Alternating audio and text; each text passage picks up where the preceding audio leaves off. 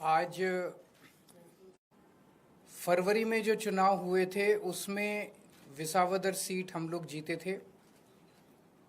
उसके बाद हमारे जो एमएलए थे वो बीजेपी में चले गए, जिसकी वजह से ये उपचुनाव हुआ। उस वक्त विसावदर की सीट पे, गुजरात की और पंजाब की लोकसभा वेस्ट की सीट पे जितने मार्जिन से हम लोग ये दोनों सीटें जीते थे 2022 में, आज उससे डबल मार्जिन से, लगभग डबल मार्जिन से ये दोनों सीटें हम लोग जीते हैं। ये एक बहुत बड़ा संकेत इस बात का है कि पंजाब में हमारी सरकार है। इसका मतलब पंजाब के अंदर लोग हमारी सरकार के काम से बहुत खुश हैं। पंजाब में उस टाइम 117 में से 92 सीट आई थी। कहा गया था कि एक आंधी थी आम आदमी पार्टी की। उस आंधी में जितने वोट से हम जीते थे, आज उससे डबल मार्जिन से जीते हैं। कई लोग ये कह रहे हैं कि ये सेमीफाइनल है 2027 का। तो हम सोच सकते हैं कि अगर ये सेमीफाइनल है 2027 का और 2022 आंधी थी, तो 2027 तो तूफान आने वाला है।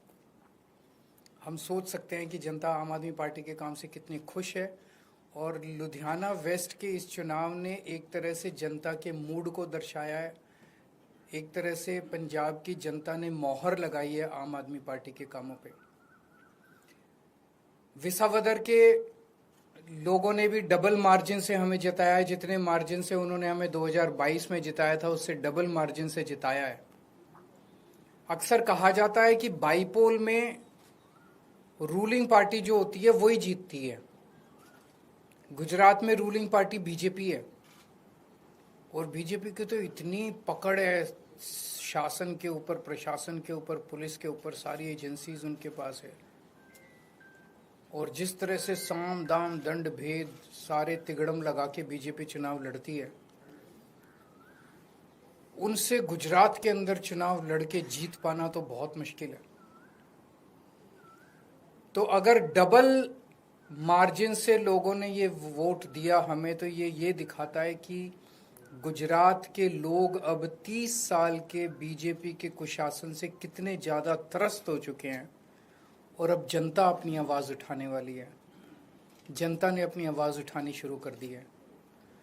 और ये दिखाता है कि आम आदमी पार्टी की पॉलिसीज़ के ऊपर और आम आदमी पार्टी ने जो पंजाब और दिल्ली में काम किया उसके ऊपर गुजरात की जनता ने भरोसा दिखाया है। आम आदमी पार्टी पे भरोसा दिखाया, आम आदमी पार्टी की लीडरशिप पे भरोसा दिखाया है।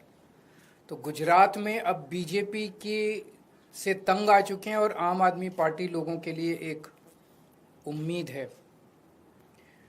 2022 के चुनाव में कांग्रेस को 17 सीट मिली थी गुजरात में, आम आदमी पार्टी को 5 सीट मिली थी।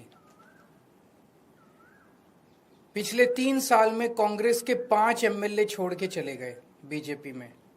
आम आदमी पार्टी का 5 में से 1 एमएलए छोड़ के गया बीजेपी में।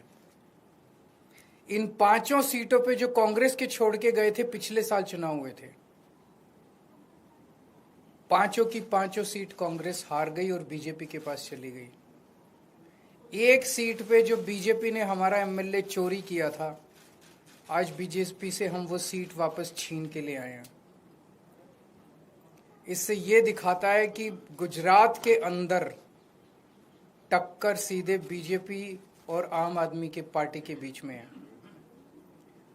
अभी भी 2 सीटों पे चुनाव हुए, 1 सीट बीजेपी जीती है, 1 सीट आम आदमी पार्टी जीती है।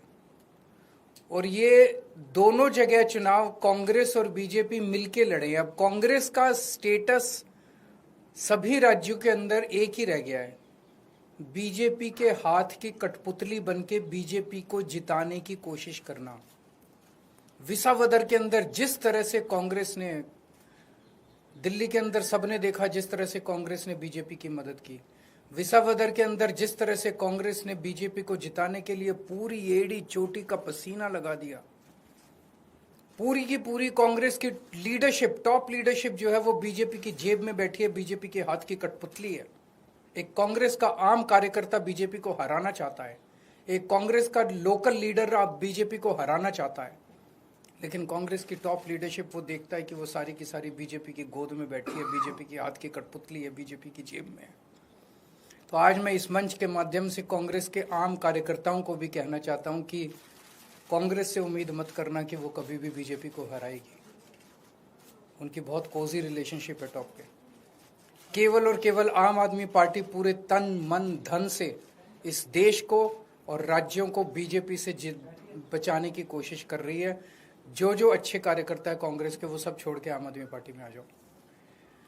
अगर आपका कोई एक दो क्वेश्चंस हैं तो ये सीट खाली क्योंकि आपके लुधियाना वेस्ट से जो चुनाव लड़े वो राज्यसभा से गए थे, तो ये सवाल खड़े हो रहे थे, लंबे समय से चर्चा थी कि राज्यसभा तक कौन जाएगा, आपके नाम की चर्चा चली। चुनाव में विपक्ष ने ये सवाल किया था। राज्यसभा से कौन जाएगा ये पॉलिटिकल अफेयर्स कमेटी तय करेगी हमारी, लेकिन मैं नहीं जा रहा, केजरीवाल नहीं जा रहा। आपने तो मेरे को कई बार भेज दिया अभी तक। मैं राज्यसभा में नहीं जा रहा, लेकिन कौन जाएगा ये पॉलिटिकल अफेयर्स कमेटी तय करेगी। Thank you.